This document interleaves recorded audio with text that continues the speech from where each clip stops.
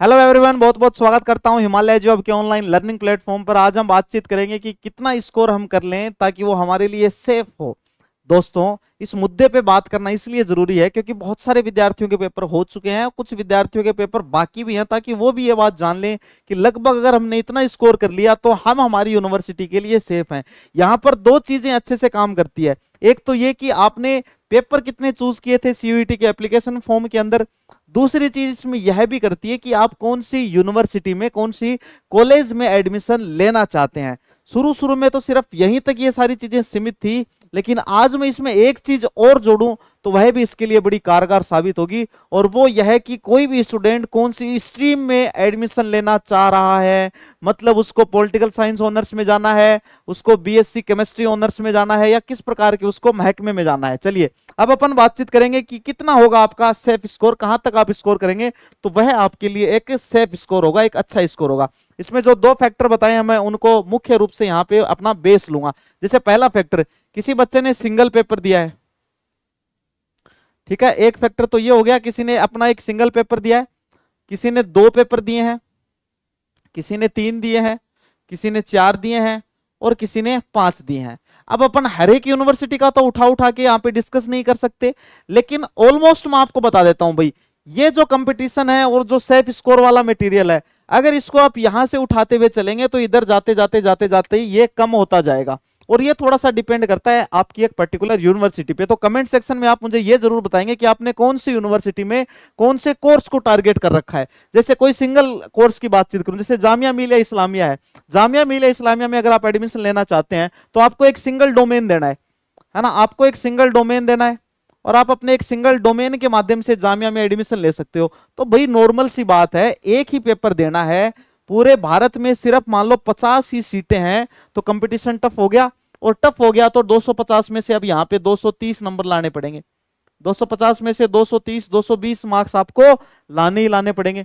उसी प्रकार अगर आप अब दो सब्जेक्ट की तरफ जाओगे कि ऐसी यूनिवर्सिटी जो 250 प्लस 250 500 का रखती हैं, तो इसमें आप थोड़ा कम कर लो, इसमें 420 के आसपास कर लो, आपको फर्स्ट राउंड में ही आपको अच्छी कॉलेज मिल जाएगी, फर्स्ट राउंड में आपको आपकी यूनिवर्सिटी में आपका डिजायर्ड कोर्स जो है वो मिल जाएगा।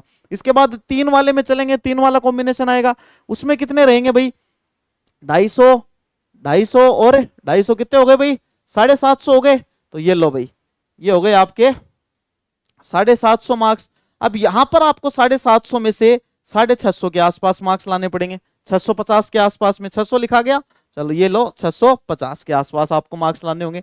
ठीक इसी प्रकार से अगर चार सब्जेक्ट की बात करें, 1000, जैसे डीयू में बीए वाले कोर्सेज हैं, 1000 में से कट ऑफ आती है, तो यह भी आप मान कर, क्योंकि देखो डीयू में एडमिशन लेना तो आप इसको ज्यादा नीचे नहीं ले जा सकते, यहाँ कट ऑफ हाई ही रहने वाली है, और लगभग आप इसको मान के चले 700 के आसपास अगर आपने स्कोर कर रखा है, 600 से 700 के बीच आपका स्कोर है, तो वह एक सेफ स्कोर है।